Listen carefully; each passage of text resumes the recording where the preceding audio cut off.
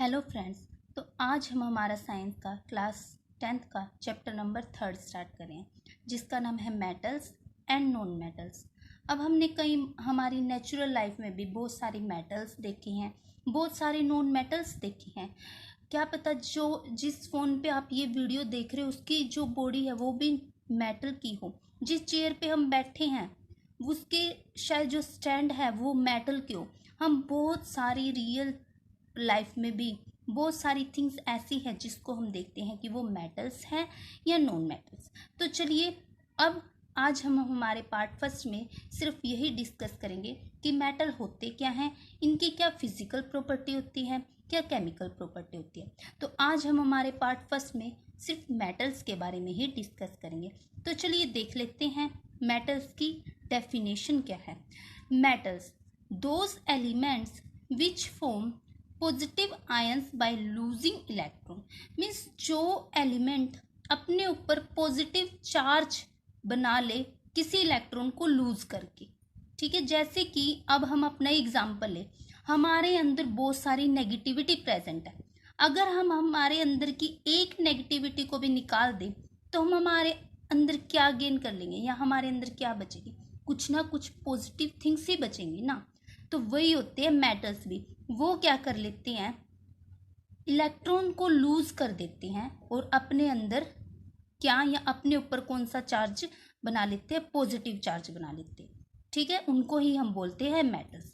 जैसे कि iron, aluminium, sodium, ये सारे हमारे एग्जाम्पल किसके हैं, मेटल्स के। तो चलिए हम इसको एक बार एग्जाम्पल से क्लियर कर लेते हैं कि मेटल्स होते क्या। जैसे हम फर्स्ट ऑफ ऑल एग्जाम्पल ले लेते हैं हमारा फेमस सोडियम का। ठीक है, जैसे हमारा ये क्या है, सोडियम। सोडियम का हमारा एटॉमिक नंबर क्या होता है, 11। सोडियम का एटॉमिक नंबर क्या होता है, 11। तो हम इसको Z से डिनोट करते हैं एटॉमिक नंबर को, Z इज इक्वल टू 11। अब यहाँ से हमें क्या पता लग रहा है कि इसके पास 11 तो इलेक्ट्रॉन्स प्रेजेंट हैं, 11 ही प्रोटॉन्स हैं। इसके पास 11 इलेक्ट्रॉन हैं, 11 प्रोटॉन हैं। बट जो प्रोटॉन है वो न्यूक्लियस के अंदर ऐसे प्रेजेंट है कि हम इसको तो छेड़ ही नहीं सकते। मीन्स ये न्यूक्लियस के अंदर बिल्कुल सेफली बैठा हुआ है। बचे कौन, हमारे 11 इलेक्ट्रॉन। अब ये क्या करेंगे, ये बाहर मूवमेंट करेंगे, ये बाहर क्या करेंगे, अपनी मूवमेंट करेंगे। ठीक है, तो देखिए जो हमारा एटॉमिक नंबर है 11, वो उसको हम अगर कॉन्फ़िगरेशन लिखे तो क्या बनेगी, 2 8 1, 2 8 1। बट हमारी कंडीशन क्या है, आउटर मोस्ट सेल में कितने इलेक्ट्रॉन होने चाहिए, 8 इलेक्ट्रॉन। तभी तो वो हमारी क्या होगी, बिल्कुल स्टेबल वैलेंस सेल होगी। अब लास्ट सेल में कितने इलेक्ट्रॉन हैं, 1। तो ये तो स्टेबल नहीं हुई ना। अब इसको स्टेबल हमें करना पड़ेगा, वैलेंस सेल को हमें स्टेबल करना पड़ेगा। अब हमारी वैलेंस सेल इस टाइम पे क्या है, बिल्कुल अनस्टेबल है। क्या है हमारी वैलेंस सेल, बिल्कुल अनस्टेबल। तो इसको स्टेबल हम कैसे कर सकते हैं, या तो हमें कोई 7 इलेक्ट्रॉन दे दे जिससे कि हम इसमें ऐड कर दे तो ये हमारे 8 हो जाने हैं और ये हमारा स्टेबल हो जाना है। बट एक और इजी तरीका है, हम एक इलेक्ट्रॉन को अगर लूज कर दे जिससे कि ये तब भी स्टेबल हो जाएगा, क्योंकि सेकंड में भी कितने होने चाहिए, सेकंड शेल में भी 8 इलेक्ट्रॉन होने चाहिए, जो कि 8 है, फिर ये स्टेबल हो जाएगा। लेकिन अगर हमारे मन में सवाल आता है 7 इलेक्ट्रॉन को हम ऐड क्यों नहीं कर रहे, 7 इलेक्ट्रॉन को हम ऐड इसलिए नहीं कर सकते क्योंकि 7 इलेक्ट्रॉन लेना बहुत मुश्किल काम है। सोडियम अगर 7 इलेक्ट्रॉन किसी पे से लेगा तो बहुत ज़्यादा मुश्किल काम है। इससे अच्छा सोडियम क्या सोचेगा, भाई मैं अपना एक इलेक्ट्रॉन किसी को दे दूं, अपना एक इलेक्ट्रॉन लूज कर दूं। अब अगर सोडियम ये सोच रहा है कि सोडियम सोचने से पहले ही इलेक्ट्रॉन को दे देगा, किसी को दे देगा, तो सोडियम ने अपने सोचने से पहले इलेक्ट्रॉन को दे दिया। तो अब हमारे आउटर मोस्ट सेल में कितने इलेक्ट्रॉन हो गए, 8 इलेक्ट्रॉन हो गए, जो कि क्या है, बिल्कुल स्टेबल है। अब हमारी वैलेंस सेल क्या हो गई, स्टेबल हो गई। अब जब सोडियम ने अपना इलेक्ट्रॉन दे दिया, उसके इलेक्ट्रॉन के देते ही सोडियम के ऊपर आ जाता है पॉजिटिव चार्ज। क्या चार्ज आ जाता है सोडियम के ऊपर, पॉजिटिव चार्ज आ जाता है। सोडियम के ऊपर पॉजिटिव चार्ज आ गया तो ये हमारा क्या बन गया, एक मेटल। हमने यही लिखा था, those element which form positive ion. अपने ऊपर अब इसने एक धब्बा लगा लिया पॉजिटिव आयन के नाम का, ठीक है, पॉजिटिव निशान का, ठीक है। तो positive ion by losing electron are called metals. Iron, aluminium, sodium, इसको भी छोड़ के बहुत सारे दुनिया भर में बहुत सारे मेटल्स प्रेजेंट हैं। तो ये हमारी डेफिनेशन थी किसकी, मेटल्स की। और ये हमारा सोडियम क्या था, मोस्ट पॉपुलर एग्जाम्पल था किसका, मेटल का, क्योंकि इसमें 11 इलेक्ट्रॉन है। हमने देखा इसके आउटर मोस्ट शेल में 1 इलेक्ट्रॉन था, जो कि हमारी शेल को क्या कर रहा था, अनस्टेबल कर रहा था। हमें अनस्टेबल शेल नहीं चाहिए, तो हमने क्या कर दिया, उस इलेक्ट्रॉन को, सोडियम ने अपना 1 इलेक्ट्रॉन किसी को दे दिया, जिससे कि ये हमारी शेल क्या होगी, स्टेबल हो गई। और इसने जब इलेक्ट्रॉन को दिया, इलेक्ट्रॉन को देते ही इसके ऊपर कौन सा निशान आ गया, पॉजिटिव निशान आ गया। तो ये हमारा काम किसका था, सोडियम का, ठीक है। अब यहाँ पे आया है एलिमेंट, और हमने एसिड और बेस में देखा था, आया था कंपाउंड। तो जो हमारा ये वाला चैप्टर है, इसमें एलिमेंट्स का ही क्लासिफिकेशन होगा। किनका, एलिमेंट्स का ही क्लासिफिकेशन होगा। और एसिड बेस में हमारा किनका क्लासिफिकेशन हुआ था, कंपाउंड्स का क्लासिफिकेशन हुआ था। ये बात आपको याद रखनी है। अब मेटल के डेफिनेशन के बाद आती है इसकी सम फिजिकल प्रॉपर्टी। तो देखिए physical properties of metal. First क्या है, good conductor of heat and electricity. हमें पता है ये गुड कंडक्टर होता है हीट का और इलेक्ट्रिसिटी का। सेकंड है high melting and boiling point. इसका मेल्टिंग पॉइंट और बॉइलिंग पॉइंट दोनों क्या होते हैं, बहुत ज्यादा होते हैं। Solid at room temperature except mercury liquid. Solid को जब हम रूम टेम्परेचर पे हीट देंगे तो वो किस में कन्वर्ट हो जाना है, लिक्विड में। सोनोमर्स, हमारा आया सोनरस, ये means they produce a sound on striking. जब आपने देखा होगा मेटल जब भी किसी चीज के साथ टकराए या मेटल जब भी नीचे गिरे तो वहां से क्या प्रोड्यूस होती है, एक साउंड प्रोड्यूस होती है, तो वो होते हैं हमारे सोनरस। अब आया मेलिएबल। मेलिएबल क्या है, दे can B hammered into thin sheets.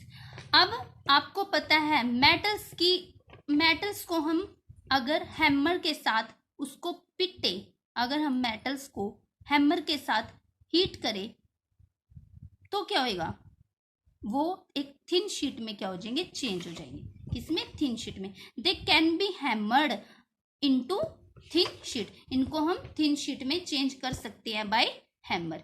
Ductile क्या होते हैं, they can be use to make wire. Ductile मतलब कि हम मेटल्स की क्या बना सकते हैं, वायर। किस में यूज होते हैं ये, वायर्स में। अब आया हमारा गोल्ड, सोना। अब आपके दिमाग में आया होगा हम सोने की वायर क्यों नहीं बना सकते, तो इससे पहले हम देख लेते हैं गोल्ड होता क्या है। Gold is the most ductile metal wire of. Gold can be made easily.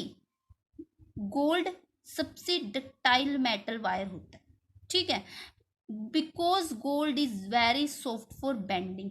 आपने देखा भी होगा गोल्ड है जो इजिली बेंड हो जाता है, बिकॉज ये सॉफ्ट होता है, ठीक है। Gold is very soft for bending. अब हमने कहा था कि हम मेटल्स के वायर के बजाय गोल्ड की वायर क्यों नहीं यूज कर सकते, क्योंकि गोल्ड बहुत महंगा होता है, ये हमारे घर तक को बिकवा सकता है, इसलिए हम गोल्ड की वायर यूज नहीं करते। We can't use wire of gold in our home, इसलिए हम गोल्ड की वायर का यूज नहीं करते, क्योंकि बिकॉज गोल्ड है जो सबसे ज़्यादा महंगा होता है, इसलिए हम वहाँ पे गोल्ड की, हमारे घरों में गोल्ड की वायर का यूज नहीं करते। फिजिकल प्रॉपर्टीज के बाद आती हैं इसकी कुछ केमिकल प्रॉपर्टीज। तो देखिए कि इसकी केमिकल प्रॉपर्टी क्या होती है मेटल्स की। फर्स्ट है, अगर हमारा मेटल रिएक्ट करे किसी ऑक्सीजन के साथ, reaction of metal with oxygen, तो क्या होगा। ये तो हमने एसिड बेस में भी देखा था, जब मेटल ऑक्सीजन के साथ रिएक्ट कर रहा था तो वो मेटल ऑक्साइड बना रहा था। जैसे कि हमारा magnesium plus oxygen gives magnesium oxide, copper plus oxygen gives cupric oxide. तो मेटल जब भी ऑक्सीजन के साथ रिएक्ट करेगा तो वो मेटल ऑक्साइड फॉर्म करेगा। ये बात आपको याद रखनी, ये इसकी क्या है, केमिकल प्रॉपर्टी है। देखिए अब हमारा ये भी पेपरों में कई बार पूछा गया है कि different metal react in different way with oxygen. जो मेटल्स होते हैं अलग अलग, वो ऑक्सीजन के साथ अलग अलग तरीके से कैसे रिएक्शन करते हैं। तो देखिए हम पहले इसके कुछ पॉइंट लिखेंगे, वो देखिए। Metals like potassium and sodium react so strongly with oxygen. जो हमारा पोटेशियम है और जो हमारा सोडियम मेटल है वो बहुत स्ट्रॉन्गली रिएक्ट करता है ऑक्सीजन के साथ। जो पोटेशियम है, सोडियम है, स्ट्रॉन्गली रिएक्ट करता है with oxygen. They catch fire if kept in open. ये फायर भी कैच कर सकता है। So they are kept in kerosene oil to avoid accidental fire. इसलिए हम इसको केरोसिन ऑयल को अवॉइड करते हैं एक्सीडेंटल फायर में। ठीक है।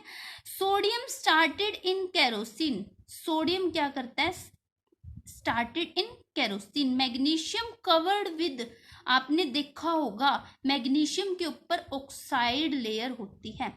किसके साथ कवर किया जाता है मैग्नीशियम को, ऑक्साइड लेयर के साथ उसको कवर किया जाता है। सेकंड पॉइंट देखिए, at room temperature surface of metals such as magnesium, aluminium, zinc etcetera are covered with the thin layer of oxide. जो ये हमारे मेटल्स होते हैं इनको कवर किया जाता है थिन लेयर ऑफ ऑक्साइड के साथ। किसके साथ, थिन लेयर ऑफ ऑक्साइड। क्यों, प्रिवेंट फर्दर ऑक्सीडेशन, ऑक्सीडेशन को प्रिवेंट करने के लिए। ओके। अब आया हमारा सिल्वर और गोल्ड। सिल्वर और गोल्ड है जो, silver and gold do not react with oxygen. ये रिएक्ट नहीं करते ऑक्सीजन के साथ इवन एट हाई टेम्परेचर। आप ये 3 पॉइंट लिख के आ सकते हैं अगर आपसे ये पूछा जाए different metal react in different way with oxygen, तो आप ये तीनों पॉइंट इसमें लिख के आ सकते हैं। अब आई हमारी most popular definition, amphoteric oxide. Amphoteric क्या होता है, जब मेटल ऑक्साइड्स, हम लिखेंगे क्या, देखिए, metal oxides which react with both acids as well as basis.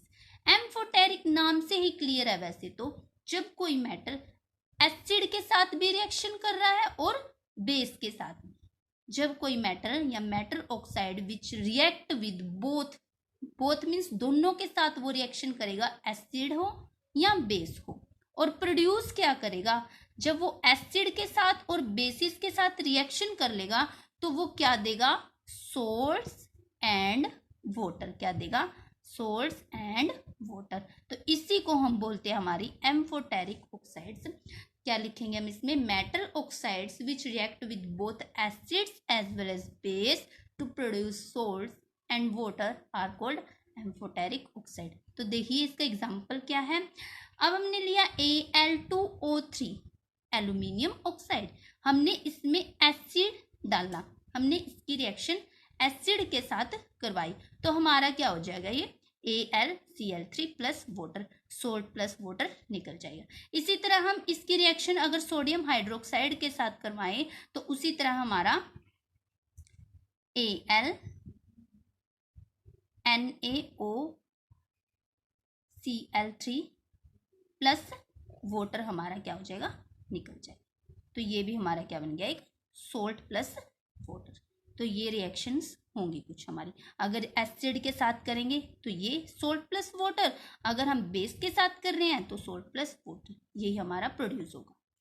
अब अगर हमारा रिएक्शन मेटल है, जो मेटल वो रिएक्शन करे किसके साथ, वाटर के साथ।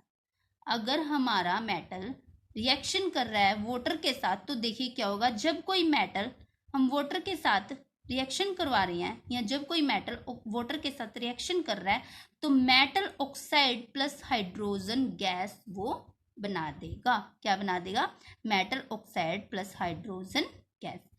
देखिए जब कोई मेटल ऑक्साइड वाटर के साथ रिएक्शन कर रहे हैं वो मेटल हाइड्रोक्साइड भी फॉर्म करता है। मेटल ऑक्साइड प्लस हाइड्रोजन भी हम लिख सकते हैं और मेटल हाइड्रोक्साइड भी हम लिख सकते हैं। तो ये हमारा किसका एग्जाम्पल था, मेटल जब रिएक्ट कर रहा है किसके साथ, वाटर के साथ। अब देखिए सोडियम और पोटेशियम के लिए हम क्या लिखेंगे।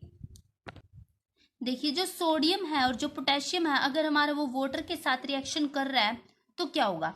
जब हमारा सोडियम वाटर के साथ रिएक्शन कर रहा है तो सोडियम हाइड्रोक्साइड, हमने बोला था हाइड्रोजन गैस भी निकलेगी, तो हमारा मेटल ऑक्साइड तो बन रहा है, साथ में हाइड्रोजन गैस और हीट भी निकल रही है। तो जब भी हमारा कोई सोडियम वाटर के साथ रिएक्ट कर रहा है या रिएक्शन कर रहा है तो हमें मिलेगा sodium hydroxide plus hydrogen gas plus heat. उसी तरह जब पोटाशियम है, पोटेशियम हमारा अगर वाटर के साथ रिएक्शन कर रहा है तो potassium hydroxide hydrogen gas plus heat same निकलेगा। आपको सिर्फ किसका ध्यान रखना है, मेटल्स का। ओके, अब हमारी बात आई किसकी, कैल्शियम की। अगर कैल्शियम हमारा वाटर के साथ रिएक्शन कर रहा है तो क्या होगा।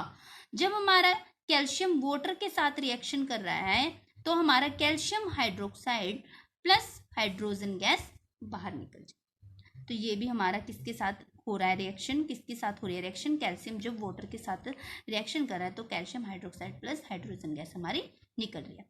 अब हमारा एल्यूमिनियम और जो आयरन है, अगर वो किसके साथ रिएक्शन कर रहे हैं, वाटर के साथ, तो क्या होगा। जो हमारा एल्यूमिनियम है, जो हमारा वाटर है, जब वो आपस में रिएक्शन करेंगे तो Al2O3 प्लस 3H2 निकल जाएगा। और जब हमारा आयरन वाटर के साथ रिएक्शन कर रहा है तो हमारा Fe3O4 और H2 गैस निकल जाएगी। आपको एक बात याद रखनी है, हमने फर्स्ट चैप्टर में किया था बैलेंस करना इक्वेशन को, तो आपको इक्वेशन को साथ के साथ बैलेंस जरूर करना है। ये रिएक्शन होगी हमारी किसके साथ, एल्यूमिनियम और आयरन के साथ के साथ आपको ये डेफिनेशंस जो लिखी हुई है हमने, फर्स्ट हमने जब सोडियम और पोटेशियम के साथ किया तो reaction is violent even with cold water, क्या हो रही है, एक्सोथर्मिक, दैट हाइड्रोजन इमीडिएटली क्या करेगी, एकदम से, इमीडिएटली एकदम से वो कैच कर लेगी आग को। ये केस है किसका, सोडियम और पोटेशियम का। जब हमारा कैल्शियम के साथ कर रहा है वाटर रिएक्ट तो क्या होगा, reaction is less violent for hydrogen to catch fire, इसमें एकदम से आग नहीं लगी, बट इसमें इमीडिएटली कैच फायर, ये एकदम से आग को पकड़ लेता है। अब एल्यूमिनियम और आयरन के केस में these do not form hydroxide as their oxides are not soluble, इसके ऑक्साइड्स क्या नहीं होते, सोल्यूबल नहीं होते। They do not react with hot water but with steam, ये हॉट वाटर के साथ तो रिएक्शन नहीं करता, बट इसके साथ स्टेम के साथ ये करता, स्टीम। ठीक है, अब आया हमारा reaction with metal, reaction of metal with acids. अब हमारा जो मेटल है किसी एसिड के साथ रिएक्शन कर रहा है तो क्या होगा, जो मेटल है किसी एसिड के साथ रिएक्शन करेगा, हमने ये एसिड और बेस में भी देखा था, वो सोल्ट प्लस हाइड्रोजन गैस ही फॉर्म कर रहा था। देखिए एग्जांपल देख लेते हैं, जैसे आयरन में हमने HCl डाला तो क्या होगा, iron chloride plus hydrogen gas निकल जाएगी इसकी। उसी तरह हम मैग्नीशियम ले रहे हैं, मैग्नीशियम की भी जब हमने हाइड्रोजन क्लोराइड के साथ रिएक्शन करवाई, मैग्नीशियम क्लोराइड और हाइड्रोजन गैस निकलेगी इसमें भी। सेम प्रोसेस जिंक के साथ, जब हमने जिंक के साथ रिएक्शन करवाई तो इसमें भी zinc chloride plus hydrogen gas ही निकली। मीन्स ये सारे हमारे क्या है, सोल्ट हैं, और ये हमारा क्या है, हाइड्रोजन गैस है। ये काम था किसका, जब मेटल हमारा एसिड के साथ रिएक्शन कर रहा था। हम क्या लिखेंगे, some metals like silver, gold and copper do not react with acid. ये पूछा भी जा चुका है कि जो सिल्वर, गोल्ड और कॉपर हैं क्या वो एसिड के साथ रिएक्ट करते हैं या रिएक्शन देते हैं, तो आप लिख के आओगे जैसे कि जो मेटल है, some metals like silver, gold and copper do not react with acid, ये एसिड के साथ रिएक्शन नहीं करते। अब देखिए क्या है आगे हमारा, आगे है हमारा reaction of metal with solution of other metal salt. देखिए जैसे हमारे पास कोई मेटल A है और कोई सोल्ट का सॉल्यूशन B है, जब ये दोनों आपस में रिएक्शन कर रहे हैं तो क्या फॉर्म होगा, इन्होंने ये पूछा है क्या रिएक्शन होगी। जब हमारा मेटल A किसी सोल्ट सॉल्यूशन बी के साथ रिएक्शन कर रहा है तो हमारा सोल्ट सॉल्यूशन ए बनेगा और मेटल बी हमारा निकल जाएगा। जब मेटल ए किसी सोल्ट सॉल्यूशन बी के साथ रिएक्शन कर रहा है तो सोल्ट सॉल्यूशन ए प्लस मेटल बी हमारा फॉर्म होगा। देखिए, only more reactive metal can displace a less reactive metal. जो मोर रिएक्टिव मेटल्स हैं हमारे, जो ज़्यादा रिएक्टिव मेटल्स हैं हमारे, वो डिस्प्लेस हो जाते हैं किसके साथ? लेस रिएक्टिव मेटल्स के साथ। आप क्या लिख के आ सकते हो? जो मोर रिएक्टिव मेटल हैं वो डिस्प्लेस हो जाते हैं लेस रिएक्टिव मेटल के साथ, फॉर्म कंपाउंड। जैसे हमने लिया आयरन, ये हमारा कोई मेटल है, ये कॉपर सल्फेट हमारा कोई सोल्ट सॉल्यूशन बी है, तो आयरन और सल्फेट ये हमारा रिएक्शन कर लेगा तो FeSO4 बन जाएगा और कॉपर हमारा मेटल बी बाहर निकल जाएगा। हमने यही लिखा था ना इधर।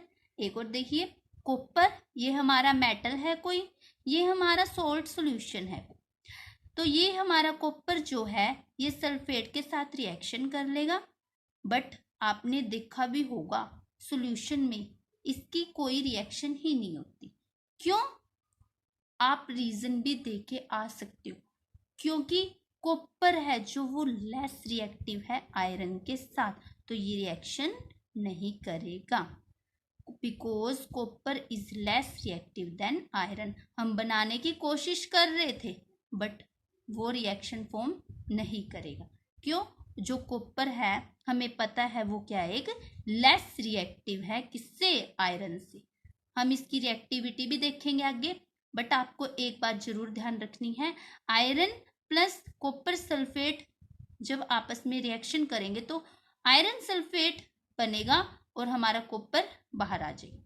उसी तरह जब हमारा कॉपर है जब आयरन सल्फेट के साथ रिएक्शन करेगा तो नो रिएक्शन, कोई भी रिएक्शन नहीं होगी because copper is less reactive than iron. ये बात आपको लिख के आनी है। Reactivity of iron is more than reactivity of copper, ये चीज आपको याद रखनी है। अब देखिए, हम देख रहे थे हमारी रिएक्टिविटी सीरीज, तो चलिए देखते हैं रिएक्टिविटी सीरीज में क्या लिखा है। Reactivity series is a list of metal arranged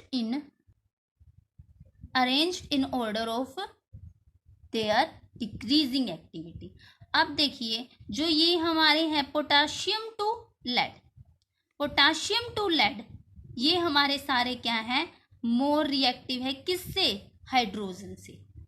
potassium, sodium, calcium, magnesium, aluminium, zinc, iron and lead, ये सभी के सभी हमारे रिएक्टिव हैं हाइड्रोजन से। ये लिखेंगे हम।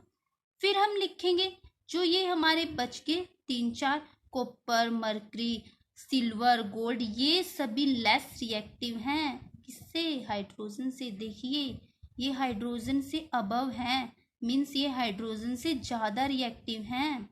ये हाइड्रोजन से बिलो हैं, मीन्स ये हाइड्रोजन से लेस रिएक्टिव है। तो हमारी जो रिएक्टिविटी है, मोस्ट रिएक्टिव मेटल कहाँ है? ऊपर की तरफ है, और लीस्ट रिएक्टिव मेटल कहाँ है? हमारे नीचे की तरफ आ रहे। मोस्ट रिएक्टिव मेटल ये पोटेशियम, ये सारे हमारे मोस्ट रिएक्टिव मेटल हैं। देन ये हमारे क्या हैं? सभी के सभी लीस्ट रिएक्टिव मेटल। ये काम है हमारा किसमें? रिएक्टिविटी सीरीज में। आज के लिए इतना ही। आज हमने किया मेटल्स के बारे में, मेटल्स की डेफिनेशन की हमने, व्हाट इज मेटल, फिर हमने इसकी कुछ प्रॉपर्टीज की, फिजिकल प्रॉपर्टी, हमने फिर इसकी कुछ केमिकल प्रॉपर्टी की। आई होप आपको क्लियर हो गया होगा। हम इसका नॉन मेटल्स का पार्ट 2 जल्द ही अपलोड कर देंगे। Thank you for watching my channel. Thank you. जय श्री कृष्ण।